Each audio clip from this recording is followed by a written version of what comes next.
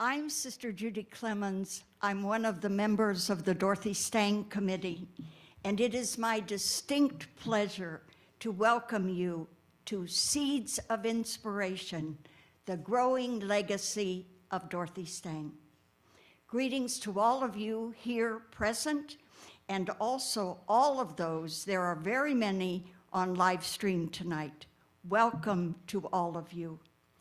Dorothy is a global citizen, a woman of faith and action.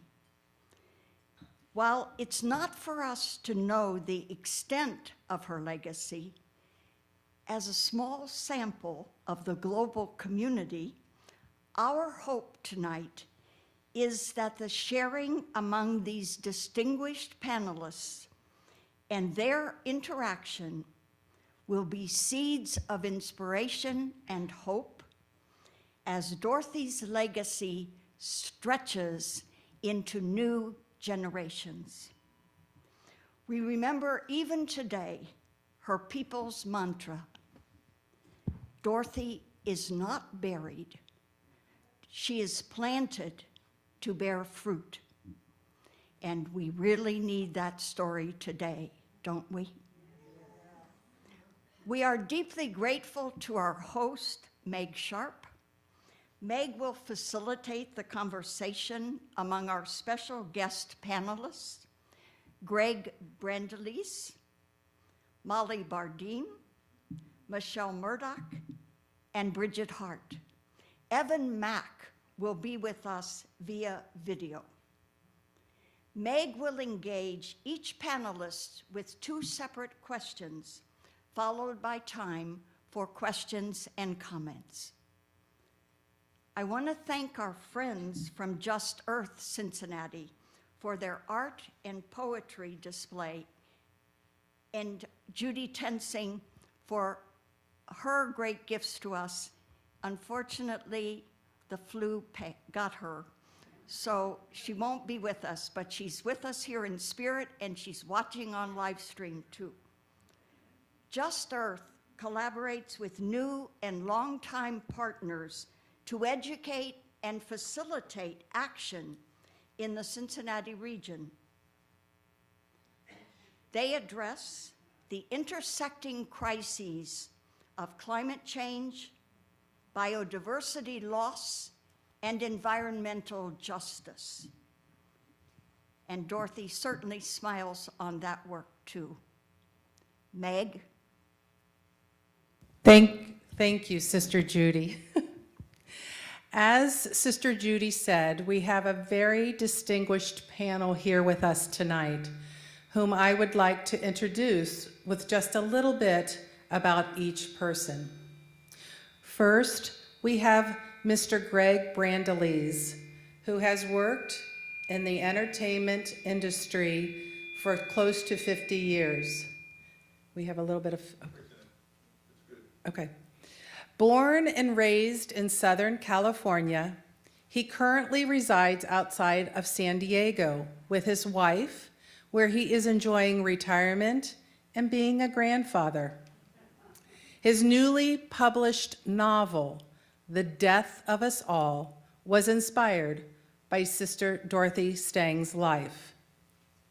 Molly Bardine is in her 35th year of teaching English at Chaminade Julienne High School in Dayton, Ohio.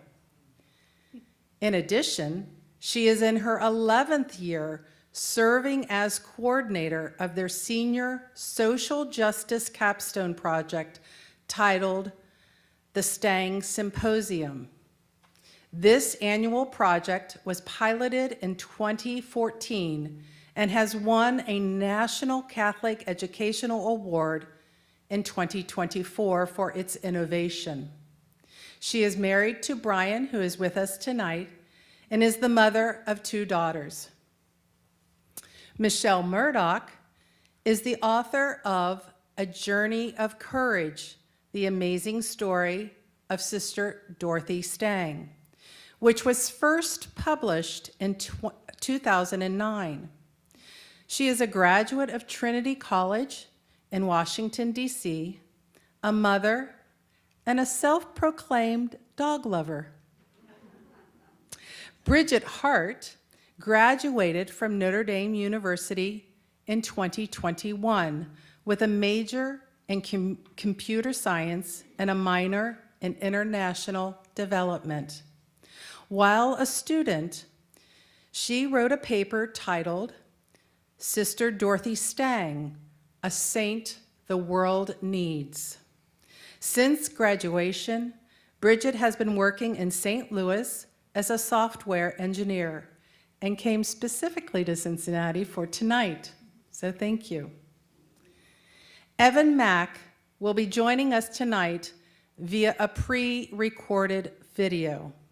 He is the composer of the opera Angel of the Amazon, which premiered in May 2011. Currently, he is on faculty at Skidmore College and is considered one of the most gifted composers of his generation by industry insiders. Now that we know our panelists, the evening will flow as such. Each panelist was given 2 questions to reflect upon and share with you their thoughts tonight. After all of our panelists have responded to both questions, we will entertain questions from you, and I will act as the timekeeper with the signal.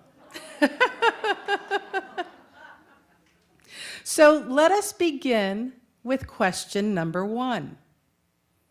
We asked the panelists, how did you come to know Dorothy's story, and what about her story touched into your heart? They have 5 minutes to respond and share their thoughts.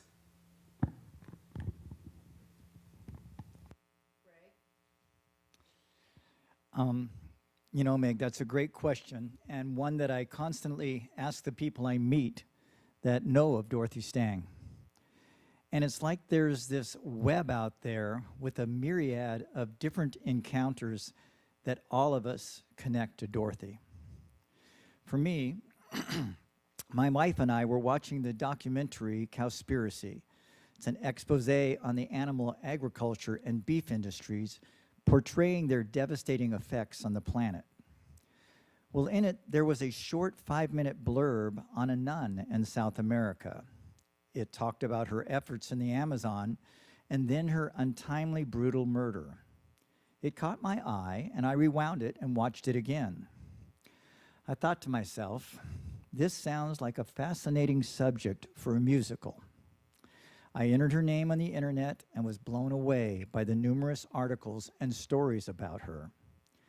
So I wrote a couple songs, and then I said, this is a little too dark for my musical taste. I know there's a lot of dark musicals out there, but I'm not going to add to one of them. I like my musicals a bit more upbeat. This is a play. I sketched out a rough outline. I needed some other strong female characters, and I created Adriana and began to write her backstory. After 4,000 words, I said, whoa, wait a minute. This isn't a play. This is a book. So then I got serious, and I did a deep dive on Google, read all the books out there on Dorothy, including Michelle's, which I love, by the way, watched the videos, the documentaries, read about the opera, and studied the plethora of material on the Sisters of Notre Dame's website. Then I thought it would be great if I could find someone to interview who knew Dorothy and missioned with her in Brazil. I saw Joan Krim's name and remembered her from Michelle's book and wrote to her and asked if she'd be interested for me to interview her. She responded quickly, saying she'd love to talk and had another sister, Judy Clemens, who would join her. Now, this was during COVID, so they were both pretty hip to using Zoom, and we did 2 lengthy interviews that are recorded and transcribed.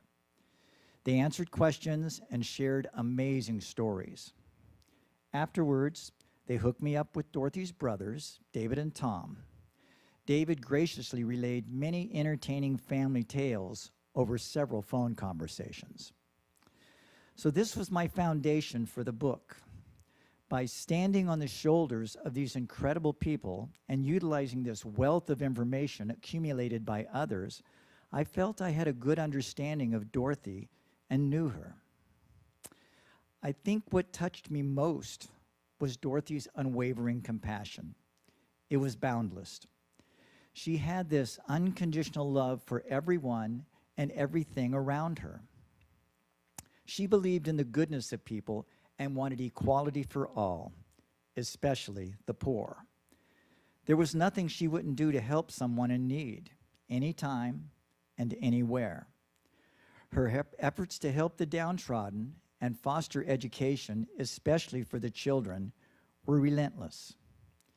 And of course, her unyielding compassion for the forest.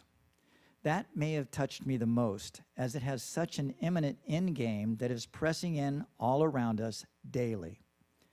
With her love for the earth, nature, and health of the forest, she was years ahead of her time.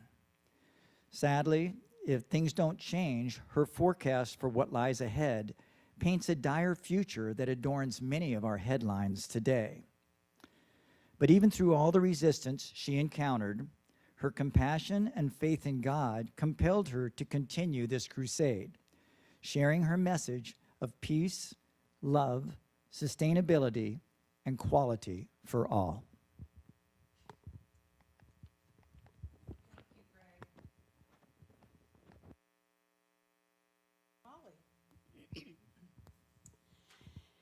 So for me, it's really hard to believe that 20 years ago, I picked up our Dayton Daily newspaper once to see the picture of Sister Dorothy with the news of her murder. The next day at school, at Chaminade Julienne, Sister Dorothy's alma mater is Julienne, we gathered in our chapel to pray. Her niece, Angela Mason, was an administrative assistant at the time at CJ. Angela's also one of my best friends. Sister Dorothy was an alum of Julienne, as I just mentioned. She was an aunt. She was family. I was then asked a couple months later to travel down here to Cincinnati to gather with the sisters and just to explore what will be our response. What would we do? I remember hearing from Sister Joan Krim, her best friend from high school, and her story took root in my heart even more firmly. The CJ Capstone project was part of the vision I had to honor the legacy of Sister Dorothy Stang. A small group of us at CJ actually worked on, and I still have the blueprint for this, the Sister Dorothy Center Stang for Faith and Social Justice. I really tried to work hard at my school to make that center become a reality. And if I ever win the lottery, it will. And sometimes I think I'm still going to keep that vision intact. But one aspect of that vision of the Sister Dorothy Stang Center for Faith and Social Justice was a senior capstone project. I imagined a symposium celebrating the work of our Students' Justice Project. The capstone project was designed by myself, Kelly Kinnear, then campus minister, and marrying a sister, Sister Nicole Trahan. It was piloted in the 2012-2013 year with a small group of very brave seniors who were willing to try my ideas out. It was fully implemented by all our seniors in the 2013-2014 school year. As I've taken a pause, especially this year, to think about the work of our seniors, I'm amazed to realize that in the last 10 years, over 400 projects have been implemented, working towards social justice. 400 seeds of inspiration. 400 projects addressing justice issues related to the environment, mental health, human trafficking, fair trade, poverty, education, and so much more. The project culminates in the Sister Dorothy Stang Symposium in the spring. Here, every senior in our building has the opportunity to share their group project with the broader CJ community. It's a night of joy. I tell my seniors that every year, and I just recently met with them. I'm like, it's going to be a fun night. It's going to be a joyful night. And they don't believe me, and they look at me. But at the end, they do believe me. It begins with a keynote address, which for the last 3 years, it's been a CJ alum.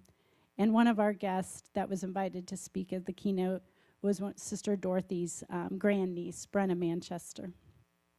I always share with the seniors the night before we prepare for the symposium. One of my favorite expressions after her death from Sister Joanne was, "We are not going to bury Dorothy. We are planting her. Dorothy vive." It is such a beautiful expression of her faith and life. This is our call to faith to stand courageously, face the darkness of death, and bring hope and life. While in many ways Sister Dorothy shaped my professional life, she shaped my life as a woman of faith in many more ways. I've gained courage and inspiration from her life and strength. It's hard for me to really believe I was 36 years old when Sister Dorothy died. As I think of my life now, at 56, still working to bring her story and faith to others, I know I would not be the woman I am today without being shaped by her life and faith. Sister Dorothy does live.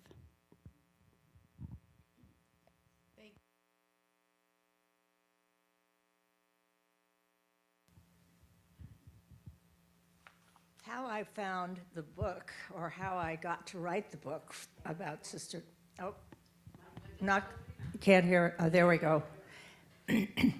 So, how did I get to write the book about Dorothy Stang? I'm not a sister, and I had not done a book before. I had done a lot of writing for educational projects, and I thought that maybe in my retirement I'd be able to do a book, particularly a thriller or a mystery writing book. I went to a class at Sarah Lawrence College in Bronxville, New York, and I was told that if I couldn't find a story on my own, I could look in the newspaper. Sure enough, on a Saturday morning, I see a clipping about a nun murdered in the Amazon. I looked further, and she was a sister of Notre de Namur, my college teachers, sisters. She hadn't taught at Trinity, but I knew somebody would know more about it. So I called the college, and I was invited to Founders Day. Founders Day was in April. They were going to plant a tree for her, and we would meet Marguerite and David Stang. And I was delighted to be able to go because I thought I now had my story beginning. The only problem was that I couldn't fictionalize Dorothy. I found that out. I left that for Gregg to do some years later. So when I went there, I really began to get a sense of what her life had been like, the ups and downs, mostly the downs, of course, at that point. David did a lot about discussing what the geopolitical situation was like. I left there, I went back to my class, and I wrote something, and my teacher thought, and she was a writer of mysteries, and she said, "This is good, you just keep going." Well, I couldn't keep going, so I then thought about it. I spoke to Marguerite, and I then spoke to Sister Liz, and because I am a Catholic from the beginning, I thought, oh, the provincial, I'm going to speak to the provincial. Well, I spoke to the provincial, and she said, we'd be interested in having you come out here and, see what we're doing. And, oh, okay. So she said, yeah, can you come in 2 weeks? And I was like, oh, my goodness. So all of a sudden, everything was beginning to fall into place. Meantime, I was trying to find more about Dorothy online, very little at that point, just more and more about the murder. I'd met Joan, and I met Liz. And we had a very good talk. I thought maybe I would do a video. That was already being done. They had already won, and there was another one coming. Then I thought we would do a graphic novel, but I knew that I couldn't do it in the end. Finally, I came to the idea of doing the book at a level that everybody could read. And so I started on it. I came back to the Mount. I photocopied dozens, really over 100 letters of Dorothy's, and I really began to know her and love her. And I was very impressed with her courage and with her Also her funness. I mean, I read about Arizona where she was playing football with the students in her habit, of course, in those days. So then she went to Brazil, and I read about that, and I kept trying to write about it. I called Sister Liz, and I said, you know, I think I have to go to Brazil. And I heard her take a breath, because we were already a little behind.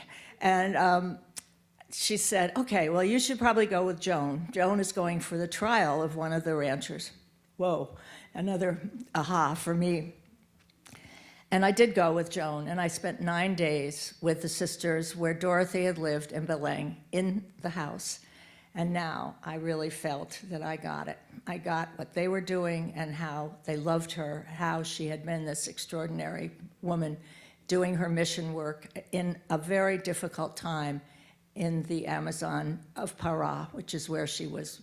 She lived in this house. When she would go in from the countryside, she would go into Belém. And I stayed right there in her room, which was, again, I feel that there's a lot about this that I was meant to do.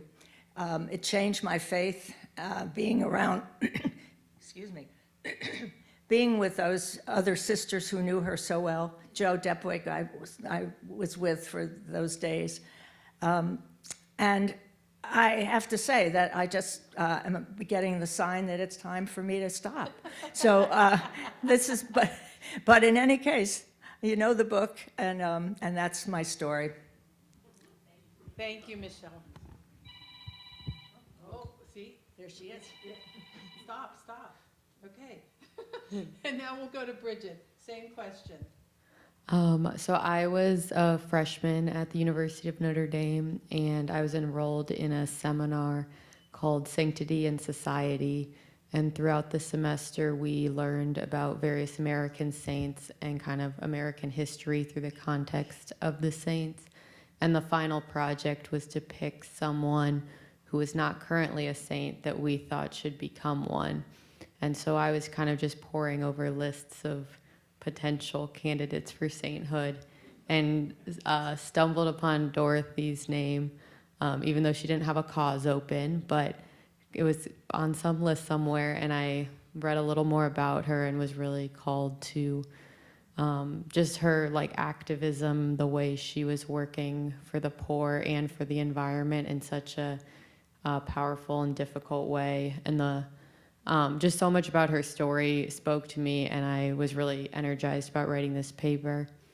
And so I was reading what I could online, and Melissa's book and other sources, Michelle's book. And I eventually found my way to the sisters' website, and I think I just started calling numbers or something and got a couple responses, and so we had some good phone interviews, and this was in 2018.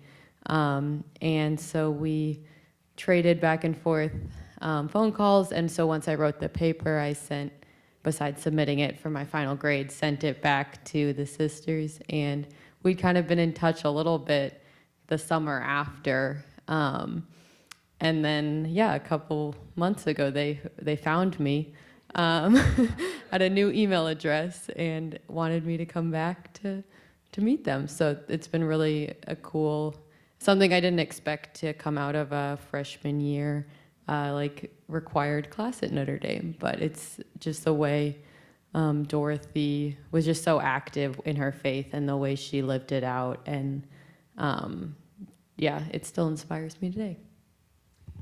Tell us a little bit about your actual paper. Yeah, so the paper was about it was kind of a letter to Pope Francis saying Dorothy should be a saint now. Her story is so relevant to the church now, kind of leveraging his encyclical Laudato Si, that her actions and her way of defending the environment and the poor was really putting the church's like teachings into action, and would be such a good role model for people everywhere of like, how do you live out your faith in the world today? And even though it was 20 years ago, it's just so relevant. And so I kind of went through ways her story spoke to the environment like environment justice movement as well as social justice, and talked a little bit about the challenges of opening a cause for canonization and why maybe her cause isn't open now, and just because a lot of her legacy lives out in continuing her work and her mission rather than spending the resources on a canonization cause. How was it received in Rome? I don't know. But yeah, Sister Judy did, and Joan sent it along to Rome, so we don't know. Well, thank you.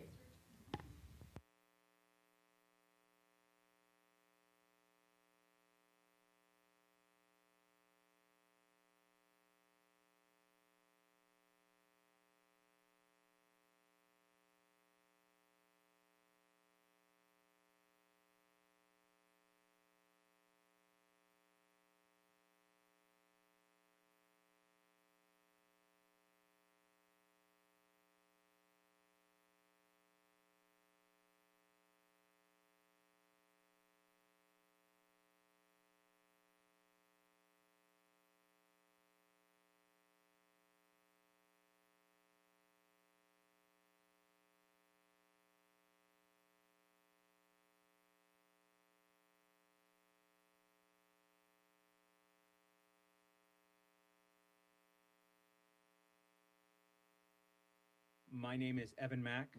I am the composer and librettist of the opera Angel of the Amazon, based on the life of Dorothy Stang. And I heard about Sister Dorothy's story. It was 2005 in November. It was I was at St. Anthony's Church in Madisonville, Ohio. I was their music director there. I actually had been married that prior July, and so Saturdays were kind of sacred in the house. We were both in grad school, my wife and I, and Sundays, we're playing church services, so they were busy. And so Saturday was sort of a hands-off day for just, okay, we have to do, be a young married couple and get used to this groove. But I got called into a very early meeting on a Saturday at St. Anthony's for development, spiritual development day. And Sister Kathleen Harmon spoke. And I get up 8 a.m. I get there, I'm tired, a little groggy, and she gets up there and tells the story of Sister Dorothy. And the way she told it was that prior February, that Sister Dorothy had given her life, dedicated her life to helping the poor live sustainably in the Amazon. And the day before her murder, gunmen showed up, and instead of running or fighting, she blessed them, she fed them, showed them the maps, and said, "This is where I live," and they left. And then they came back the following day with a little more money in their pocket, and she knew, and she pulled out her Bible and said, "This is my only weapon," and started reading the Beatitudes. And 20 years to this day, hearing that story, I don't know why, but I said, this sounds like an opera. I heard that, and I said, this is what I'm going to do. I was in graduate school at the Conservatory in Cincinnati for piano performance, and I've always composed, but never an opera. And then I was very fortunate.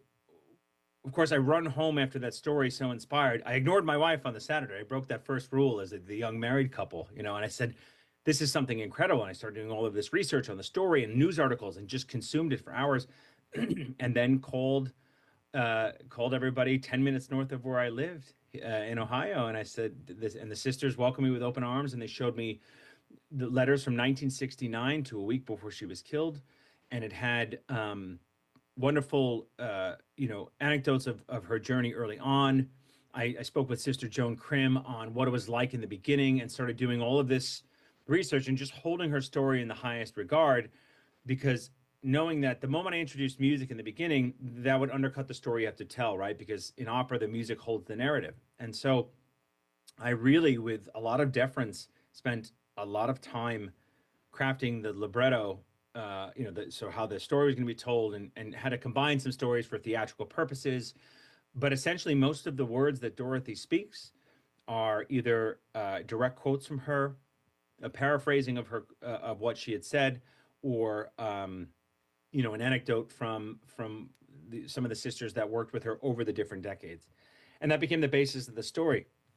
The wild part, which I never would have predicted, was actually she also told me how to write the music, because in her letters they started off very much formal petitions in English, and then as her journey you know, and connection with the people and in the land of Brazil and the whole society and everything became deeper and richer, her letter, like sentences would shift in Portuguese and then whole paragraphs. And so I'd have to run out to one of the sisters and be like, whoa, this is pre-Google Translate. Like, what is this? What is she saying here? You know, it was like a cliffhanger. And that actually told me how to tell the music as well, because the way I craft the musical narrative is that her opening aria sounds very much like a hymn from church.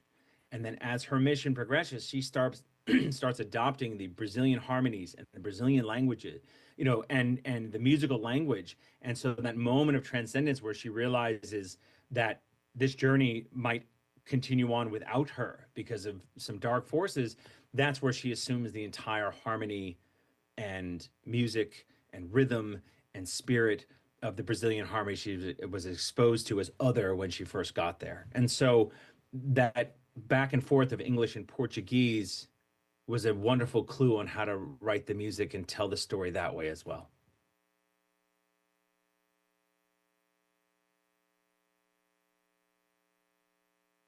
Yeah, I will say it's wild now because the conversations that she was having 40 years ago, 50 years ago, we're just having them now in terms of like, what does it mean to have connect? What does it mean to roll up your sleeves and actually work with the, I mean, it's just phenomenal. And so it's this sense of, you know, how much ahead she was in her time, or like translating that connection with people. There was no sense of savior. It was just doership.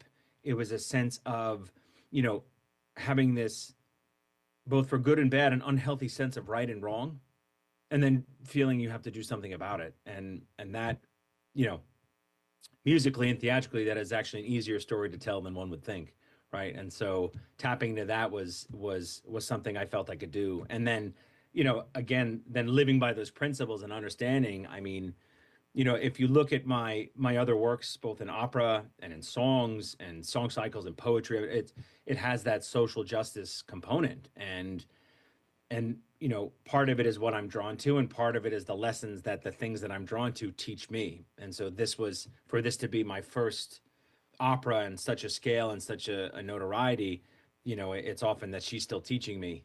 You know, she's still pointing the direction to do certain things and explore certain things, you know, subject matter topics, and not be afraid to try and connect people through music with empathy. Like empathy, music is the gateway to empathy. And so that's the vehicle I can possess, or at least the world I live in, to do so.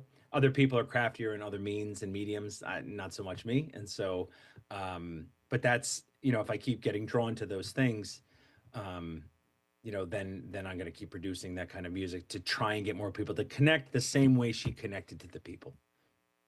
I think, to me, the biggest legacy is that in a world that is filled with noise, right, and a lot of talking and a lot of saying, but very little doing, she showed us a way of doership. She showed us a way to roll up your sleeves and commit, and what that really looks like. I mean, the ultimate sacrifice is what it could potentially look like. But if you really want some inherent change, or even just live a life that is good, that requires for you to do something and commit to it, either blindly or commit to it with a sense of what it can do, but understanding that it will take many shapes and forms and put you on a path that you probably didn't even have the slightest idea would take you on. And so understanding that if you want to help in your local community, it's not posting something on social media saying, hey, we need help. It's actually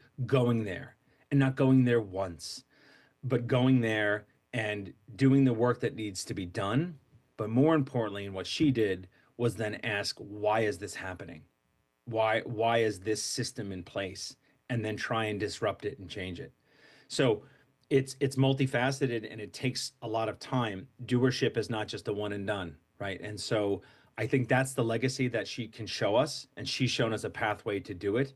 And um, and even if it makes a little bit of difference to do something one day, it's better to do something one day, come back the next, and maybe the third time ask why is this happening? So maybe a little further upstream, we can try and make those changes so it can completely stop. And I think that's what we have to pursue, and that's a wonderful ideal to live by and honor her legacy that way.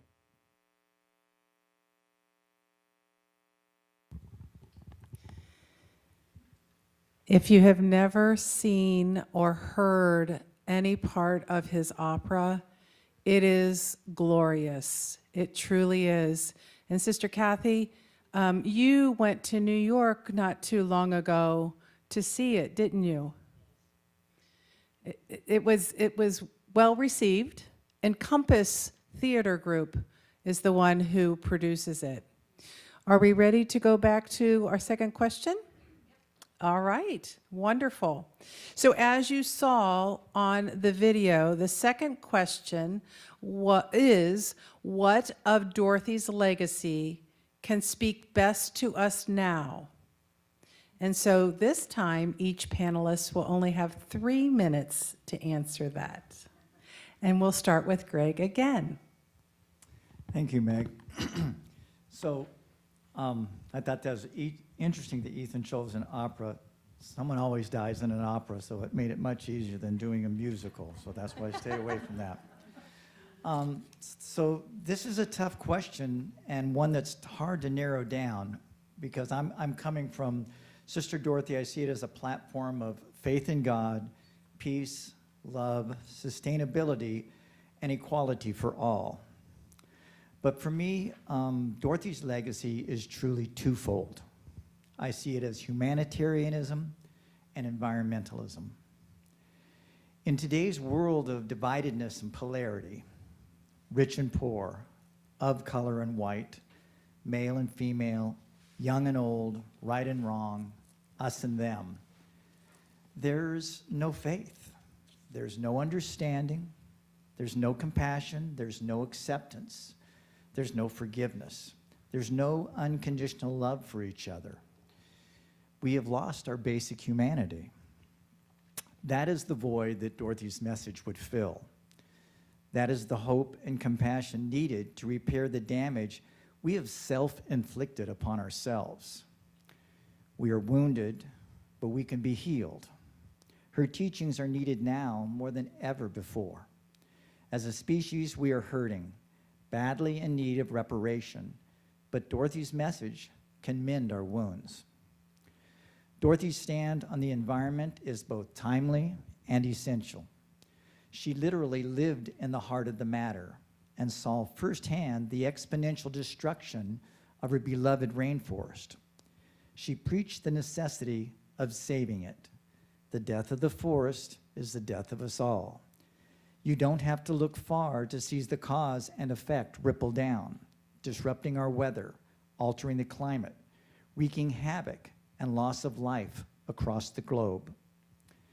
Dorothy created working solutions for many of these challenges, but greed and money stifled her efforts. Those in power turn a blind eye to anything that would cut into their profits. Perhaps the cry of thousands, or maybe even millions, using Dorothy's voice could tilt the scales and shift the collective consciousness back to respecting each other and Mother Earth. Amen. Molly, your thoughts? So a few weeks ago, I was lucky enough to snag a copy of Bishop Marion Buddy's book, How We Learn to Be Brave, at the library, before it was on back order and before it was needing to go into another print on Amazon. I'm sure and hopefully it's going on new printings. You may recall Bishop's plea to President Trump at the National Prayer Service the day after the inauguration. She made a passionate plea for mercy. She said, "In the name of our God, I ask you to have mercy upon the people in our country who are scared now. She asked for mercy for those whose dignity is being threatened by the words and actions of our president.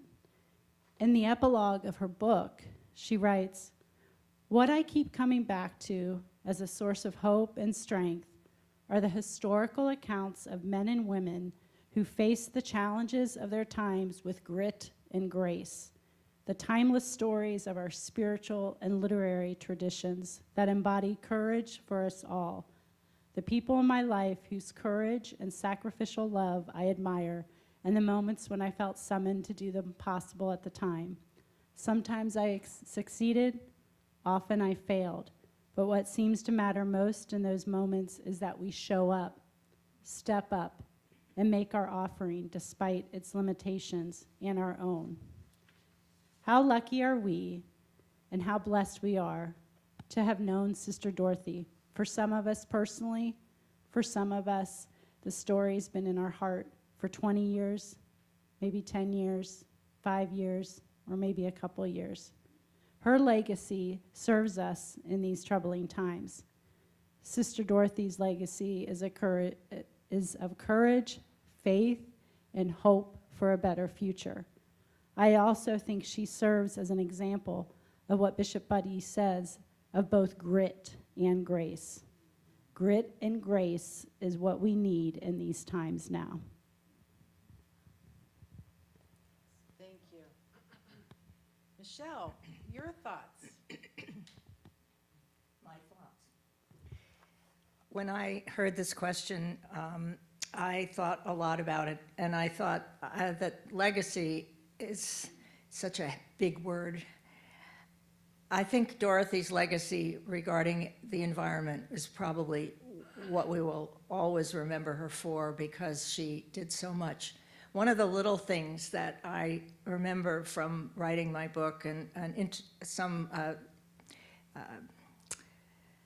connection she had made with some of the peasant settlers was the fact that she said, you know, we can cut down a few trees if you have a cow or you have a place that you need to put vegetables and so forth. But we don't want to cut down the whole forest. That's the difference. And one of the men challenged her and said, you know, your idea is really good, but you know, we need more land and so forth. And she said, just remember, you need what you need, and that's all that you should be doing with that. And I think for me, sustainable development is just that. We just take what we need and we leave the rest of the environment as it should be. But the other part that Molly just went on with it is true, and you said it more, I think, eloquently than I will, but I think Dorothy taught me, us, the world is a model for stepping up for other people, and which is what she did every day for her people in Brazil. She would go and get the deeds. I love the story when she was going into Belém to ask for some deeds that had not been given to one of her people. And she slept on a bench overnight because, of course, the politician or the bureaucrat had left the office just as she was arriving, so she wouldn't give up. And I think that's what I'm feeling now, is we can't give up. We can't say, oh, whatever. We have to do things. We have to work with Congress people, even though sometimes we think they're not that effective. I think we have to work with our local people. We have to step up for others who are poor, who can't be educated, but maybe we can help them with that. And that, to me, is what she did. She did all those things for others. And that's what I think is a legacy that we all could use now, is that model. Thank you, Michelle. And now, Bridget. When I was writing my paper a couple years ago, I remembered reading from, I think, some of her siblings and others who knew her that they didn't, if she became a saint, they didn't want her to become like a sanitized saint, where it was only remembered certain parts of her and not the whole picture, and not the way she was intensely political and you know, had real enemies. And it, like, just like the real struggle for social justice today is not just a simple try to do good and see what happens, but there's real conflict, and you really, there's just some quotes from her about the courage she had to have each day, and then it wasn't necessarily an easy choice to keep fighting. And so I think that's a lot of the legacy that speaks to me, is that it might not be politically popular, it might not be socially popular, there's gonna be just a lot of challenges, and thinking about her as like a whole person and not just the highlights that everyone would agree on, but really like this true, and just like all the edges, all the grit, all the scrappiness that represents Sister Dorothy, and what the problems of today require of people of faith, and like justice in the world. Thank you.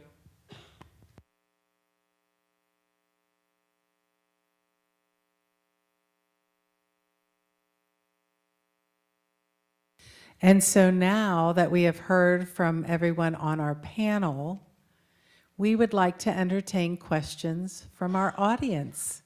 They can be specific to one of the four up here, or just something more that you would like to know about Sister Dorothy.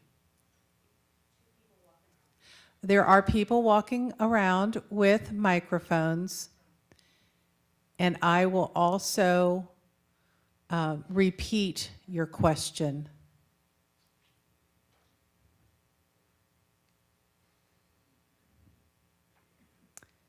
Did anything that was shared tonight touch your heart?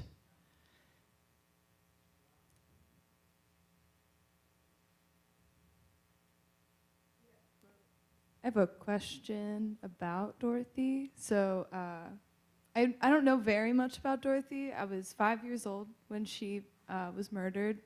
And I remember being in my first grade teacher's classroom, and she pulled up a news report. She brought in a VHS and she played it for us. And it talked about how Dorothy was murdered because she was protecting the rainforest. Cried thinking about it. I remember I almost got my teacher in trouble because I went home and I was like, we were shown a video of Dorothy, Sister Dorothy dying, and my mom freaked out. Anyways, I now work in environmental education, naturalist. I love being outside. And I think about the environment and the destruction of it a lot. In respect to how the environment is God's creation, and it's how God shows his love to us. And because what I'm wondering is, how did Dorothy, does she have any writings about that? It's just all really inspiring to me, really exciting. So the question is, did Dorothy write about the environment and what we should be doing? Yes, this is her teacher. Oh.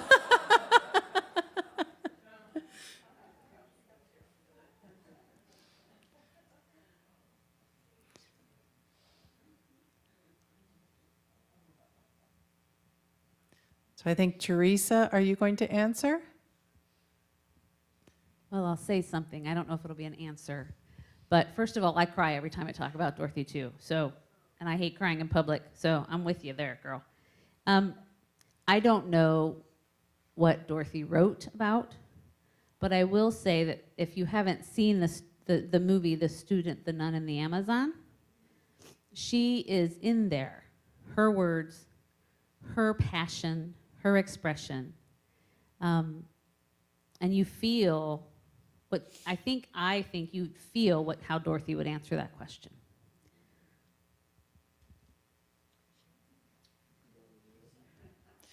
Gregg also has a comment first, Kath. Okay, because I was going to answer what she said, but Okay, go ahead. okay. Actually, I'm going to turn it over to Michelle because I think she might know it a little better. I believe there was one letter that Dorothy wrote after she went to the Earth Conference, and she wrote back about the perils that was taking place and what we needed to do, but I did not read all those letters. You recall that one by chance? do recall it because I actually read that chapter within the last 2 or 3 days. Because in 1992, I believe it was, there was this Earth Summit, and she went and she was not only demonstrating outside, but she had been asked to be a delegate. And that's when she came back from that and definitely wrote and spoke about the fact that we needed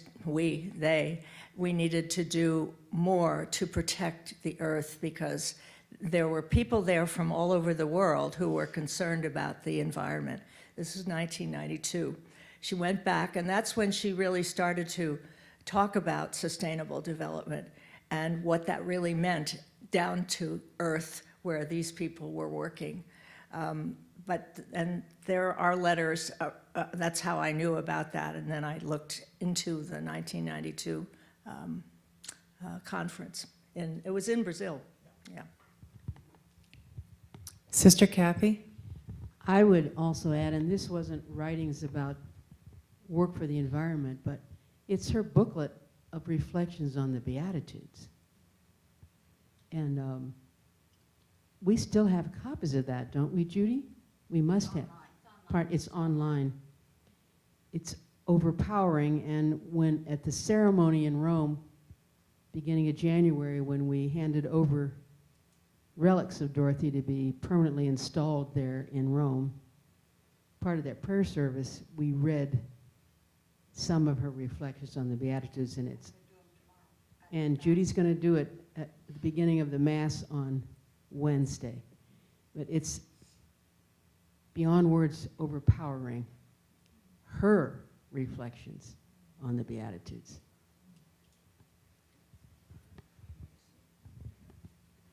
I applaud all of you.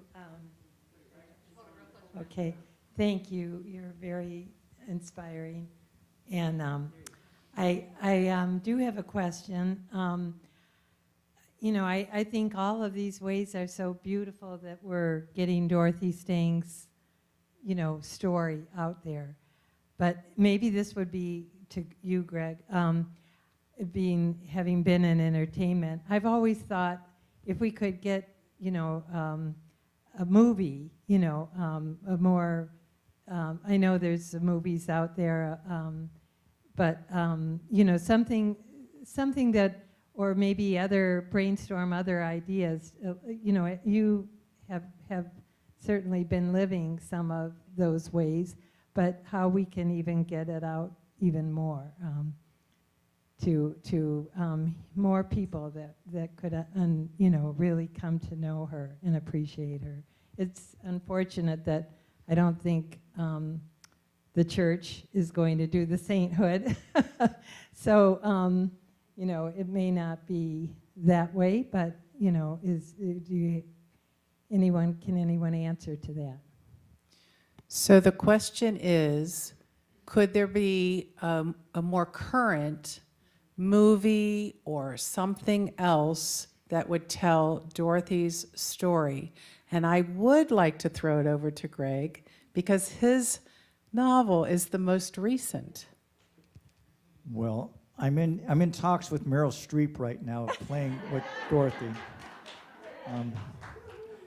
No, on something like that, is much more apt with a work of fiction to turn that into, because it's movies and it's entertainment. I mean, otherwise they will make another documentary, which are very entertaining on a certain levels, but it's not for a mass audience that what you have. And still in the society we're in today, they will make a movie if they think they can make money on it, or you find a couple of high-end Hollywood actors who are willing to put some into it and get their names behind it. So it's really a game of 6 degrees. That's what this whole Dorothy Stang story is. I mean, we've got 4 people up here. We would never, ever be on the same stage if it wasn't for Dorothy right now. We lead completely different lives, and here we are right here, right now. So every time someone tells someone, someone else tells someone, and maybe it'll get to that person who's a screenwriter, that they make a screenwriting of a play, or someone else writes another fiction novel that someone else wants to do. I mean, it's always a possibility, but it's a financial thing, but the more people that know about it, the better chance of someone making a movie out of something. I just could add that I do know that there have been at least 2 people involved in trying to get 2 different movies or series done. And I think it's not impossible. That the timing right now for fundraising, I think, would be tricky. But you just need that seed of inspiration in the right person, and it might happen. I would guess it might happen. I would guess, and I think Gregg's book coming out is a good, it's a push, a contemporary push that we didn't have earlier.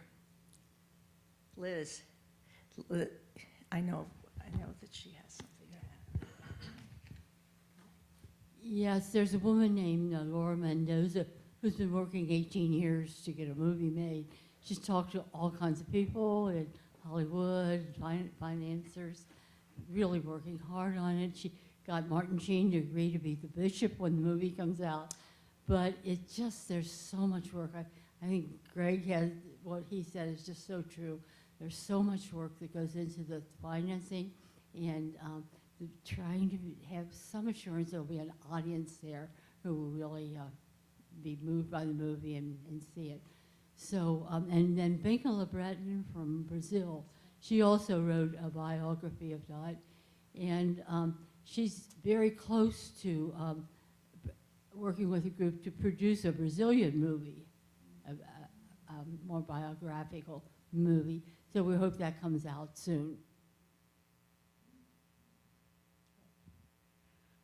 I wish we could get the Archdiocese to encourage clergy to talk about Dorothy and her mission. I mean, I get a little frustrated sometimes that there isn't more. I know there's a Sister Dorothy Stang Award that is given every year, but she represents 2 social justice issues in my mind. She represents a lot, but care for the poor and care for the environment. And I think a lot of social justice things are talked about on the archdiocesan level. I know the care for the poor is, there's programs and things like that. But I think I would love to see a homily on Dorothy, what she stood for, and especially recognizing the care for the environment. Politically right now, care for the environment is not there. And somehow it gets so frustrating to see that people just accept this. And I'm preaching to the choir here. I mean, I know that, but it just, I wish there was a way to get the message out, and I wish the Archdiocese would encourage clergy to have her and her mission the subject of a homily. Just so that you're aware, in June, probably the June 14th, but that's a tentative date, the Archdiocese of Cincinnati Catholic Social Action Office's Care for Creation Task Force is going to have an Archdiocesan Mass for Dorothy Stang. I think it's the 14th, but again, that date is, I don't know if that's the exact date. But it should be happening in June, and so it's a step. It's a step. On that same note, I just recalled going to a confirmation ceremony for my grandson. My grandson's 30 now, so for however long it was when he was receiving confirmation, Father Dave Brinkmiller was the dean of the deanery at the time. He's now passed away, God rest his soul. But his whole confirmation talk to those young people at Fenwick High School in, where is Fenwick? In Middletown? Yes. His whole talk was on Dorothy Stang. Little seeds of inspiration. That's what we can hope for and pray for.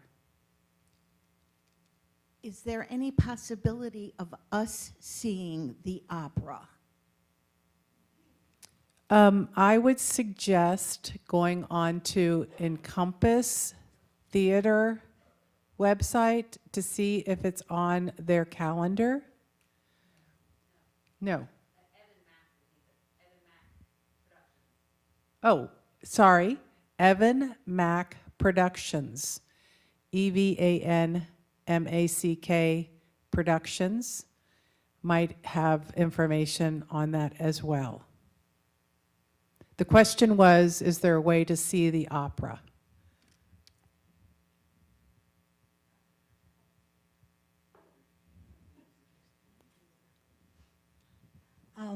I just wanted to ask, you know, as a former teacher and graduate of Julianne, I wanted to ask Molly. I wanted to ask Molly how do the students receive the story of Dorothy? Because I know Meg was very good about spreading her story, and every high school that has Notre Dame history in our area has really done a wonderful job. And I mean, talk about legacy. That you see this young girl here still emotional about Dorothy, and I think that's the future. That's the future. And I'd like Molly to tell how she found the students and their response. Yeah, thank you. So our students come to know Dorothy their freshman year in watching The Nun and the Amazon. And then their junior year, they watched the documentary, They Killed Dorothy. So it's very much integrated into the curriculum. So when they come to me as seniors, one of the things that we aim to do with a capstone project is move students from service to justice, in which they don't like check off service hours. Like freshman year, they have to come in and do 10 hours. Sophomore year, they do 10 hours, 5 semesters each. So a fair number, if you know teenagers, kind of do it a little bit, you know, grudgingly and, you know, have to get their hours in. But then in their junior year, we have an integrated social justice research paper. And that is 25 hours at one service site. And in that paper, they explore what are the issues that nonprofit, or maybe if it's a school, is dealing with. And so how do they investigate kind of the cause effects of that? So our students learn, I think in a very intellectual way, different justice issues, not just in religion or English class, but also in their science classes within the environment. And so for our students, I try to bring them back to what the Justice Project, the senior capstone project is all about, and it's do something. There's this great song, I think it's Matthew West, it's called Do Something, and I opened the Stang Symposium with that song and pictures of their projects. And recently, in my last meeting with them, I had a slide with a picture of Dorothy, and it's with her pink shirt. It's one of my favorite shirts, or pictures. And at the top of the slide, I said, it's not about you. And so I told them, I'm like, this project is not about you. And, you know, I talk about Dorothy and her life, and then I shared some personal things like thinking it's been 20 years, you know, and I'm sure my voice got crackly and wavery and stuff like that. So one of the kids in their capstone project, sometimes they do social media campaigns. In this one group, it's called Girl Talk Capstone, and they're working with middle school kids. And it's about positivity, and they do mentoring sessions, and their last session was how to be a good friend, and they did friendship bracelets, and so they have this on their social media campaign on Instagram. They had a picture, and I said, awesome work, ladies, you know, and then they responded, all for Dorothy.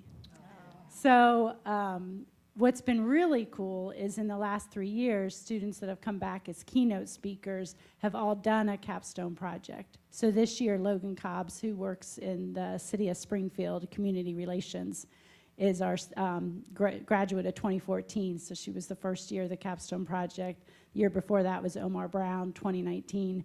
So it's been really amazing to see kids come back and share with our seniors how it kind of put them on a path for college research, to get involved in a club. The speaker from the year before that, Chiara Di Loretto, a job was created for her in civil engineering in a sustainability position. She interned there and she worked at the sustainability issue at the Sustainability Institute at the University of Dayton. And she talked about how she started researching and studying fair trade, and so just got interested in that. So I feel like our students are very much, they see Dorothy as their own. They do know that family has been at CJ. And I will say, it's kind of neat that you talked about Fenwick. I was asked to go down to Fenwick High School, and I'm speaking to a small group of their faith leaders and sharing Dorothy's story with them. So I think Dorothy Stang, in regards to the Archdiocese, should be part of our curriculum, but I can't even go there because the Archdiocesan curriculum, I won't go there. Thank God the sisters and Marianists direct Chaminade Julienne, so I'll stop there. But she should be in every Catholic high school's curriculum throughout the country. Maybe I'll do that when I retire. Thanks. Okay, my turn to cry. Not to be outdone by Chaminade Julienne, I have to let you know that that 12 students from Mount Notre Dame went to Rome with us in well, 2 of them are here tonight. Look at them. I don't want to stand. Yeah. There are also 7 students from Emmanuel College in Boston, which is also one of our schools. These students had to write essays to be chosen. I think it was something like 50 students at Mount Notre Dame, right? 56 for the 12 available spots, and you can go on our Facebook page and read some of them. And 87 students from Emmanuel College wrote essays for the 7 available spots. So the legacy is for sure moving. And when I say that the best part of my trip to Rome was the conversations I had with the Stang family members that were present and the students, that is not an understatement. These kids, I'm sorry, I called you kids. I'm not supposed to do that. These young ladies and these college students, the depth of awareness and emotional maturity and connection to the world blew my mind. So really, it keeps going. She just continues touching people, which is a beautiful thing. This is a piggyback on what Teresa just shared. Especially want the 2 students here to know this. Since we will have Stang family members with us for the Mass on Wednesday, we are printing up the 50 essays, and we are printing up, these young women were also asked when they got back home to write a short reflection on the experience of Dorothy Stang, of installing the relics. And these, oh my God, reading those makes me cry.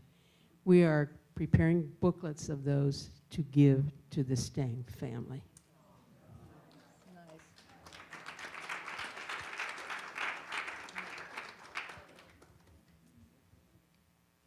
Any other questions or comments from the audience?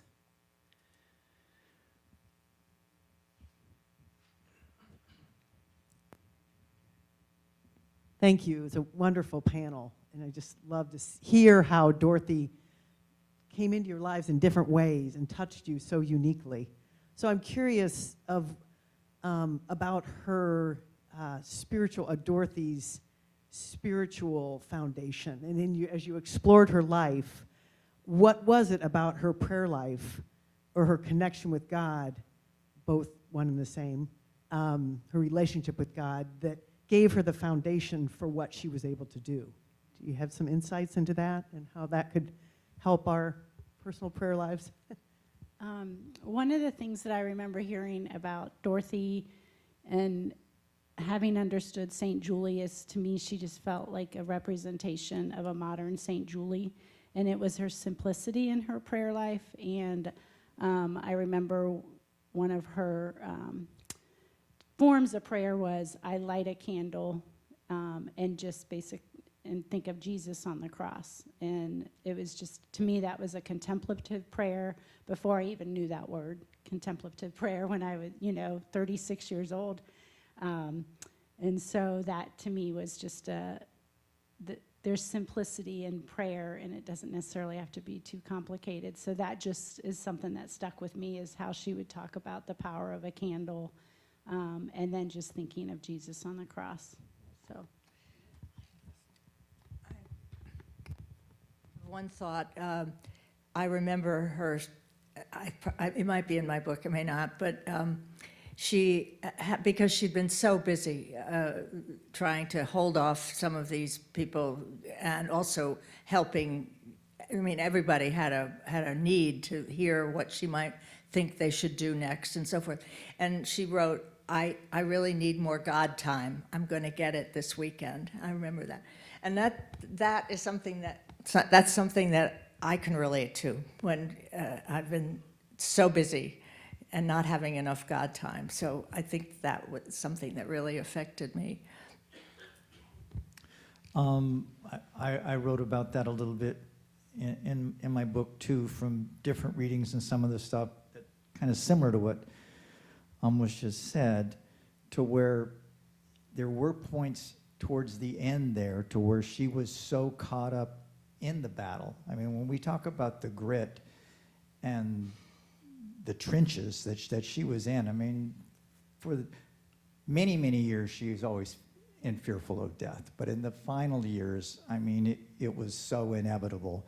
From what I gathered, it weighed very heavily on her, and she was fighting so much that she did kind of get away, not away from God, but did not have that God time that she liked. And she found a lot of that in nature. That was where she was able to do that connection. But,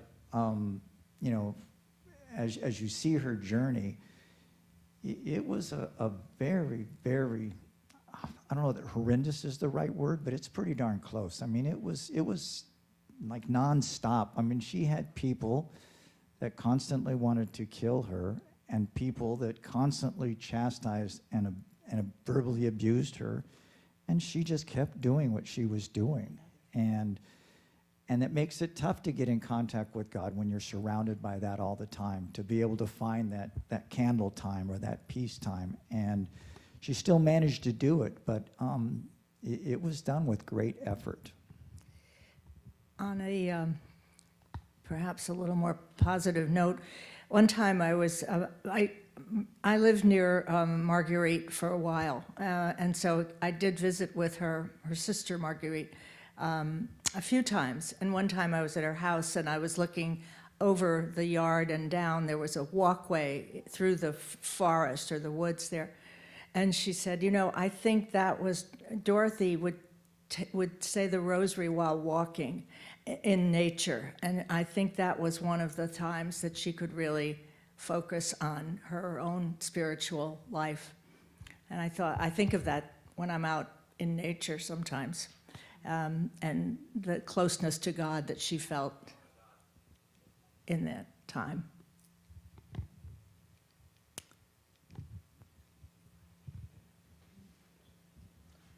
Concerning the Archdiocese. Put your guns down. No, I really want to thank my friend here. It's a team effort. It's a team effort. But it came to me a couple years after she died, because I had lunch with her a number of times some years ago, that we need to find a way to get her name out there. So it was wonderful to find how many high schools now have been giving out the Dorothy Stang Award. And then, all over the diocese. And then we decided, well, not just the schools, but what about the parishes? So we've given out, I'm going to say, close to 300 Dorothy Stang Awards in high schools and in parishes over the past 15 years. And we decided to get the folks in the parishes involved in a backdoor way, saying, if you know someone in your parish that's doing work kind of like Dorothy has done, why don't you ask your pastor to give her, those people, an award? And that has really picked up. So it's not real official, but for us, we're finding it a great way to get our pastors and our teachers. So do us a favor and encourage your pastors to nominate Dorothy Stang, and we will follow up. Thank you.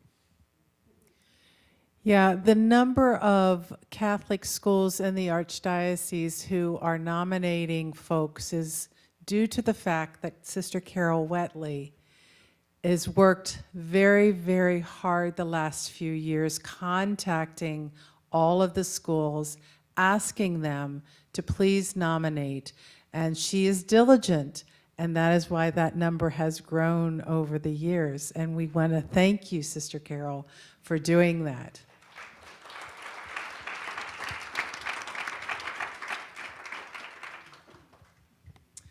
So I think I'm going to ask Teresa now to come up.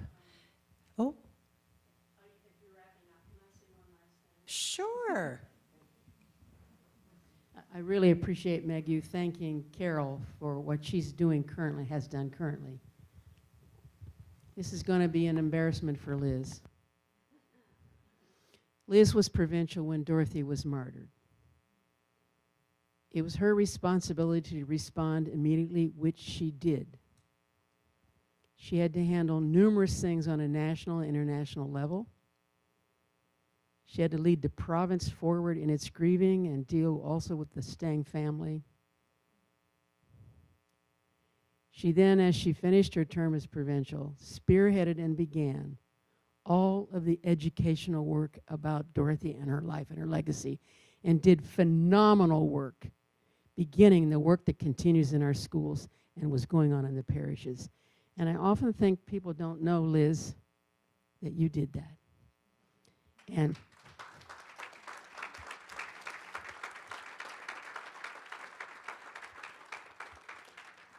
I'll add one other thing, Liz is so humble, so I know this is not something you'll ever talk about, but the death of Dorothy was our first martyrdom in the congregation. And Liz was provincial. 25 years prior to the martyrdom of Dorothy, we had another sister shot to death. So we've had it twice in our province. And both times, Liz was the provincial and dealt with it with grace, courage, and compassion. Thank you, Liz.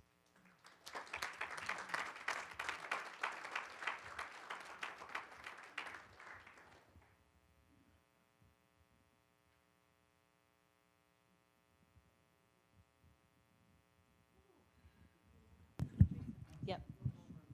Oh, sorry for the video. I must be in the proper position.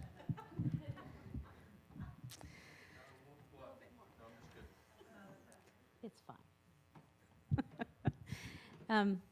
In our planning meeting notes for today, it says that at this time, I am to do a summation and thank you. However, I'm not sure that I can add anything to the incredible presentation and discussion we have had this evening. But I do think our goal has been reached. Our goal was to give an invitation towards a future where we see the earth as a gift from God, and that it is not a commodity, and where we care for each other like Dorothy did. I need to thank our distinguished panel of presenters for this evening's experience. They all traveled from various distances because of their experience of Dorothy and how it affected their lives. I would like to especially thank Meg Sharp for taking on the role of moderator. I think she did a beautiful job. And events like this do not come together without a team of people. The committee who is planning all the events, we all have name tags on for this evening. And their work has been so very hard, so very committed. The other staff people in both the province and the health center, they plug all those holes that we didn't even know were leaking. And then our amazing sisters at Mount Notre Dame have been incredibly supportive of all we do. We will be here for a while, so we invite you to interact with our panelists. We invite you to the book table over here where Gregg and Michelle will be signing books. There's also an opportunity to donate to the Dorothy Stang Fund if you would like to, with a couple of lovely thank you gifts. Our museum is open. Our gorgeous, wonderful archivist, Jennifer Winkler, has put together a special display of items that were in Dorothy's home in Brazil. And there's also a permanent display of the Dorothy Stang Room that you're welcome. It's just down this hall. We'd love for you to check our website. We have opportunities to celebrate Dorothy in March, April, and June. There's a place on our website where you can upload a reflection of Dorothy Stang about her story and how it touched you if you knew her personally. This is our attempt to preserve and to gather and preserve a little bit more legacy. We know we will never get it all because she has touched so many people in so many ways across the globe. But we invite you to go on our website and upload your reflections. And thank you so much for your attendance at this evening's event. We hope it encourages and motivates you to continue the work of lifting up those made poor and the fight for our earth in whatever way you are able. Good night.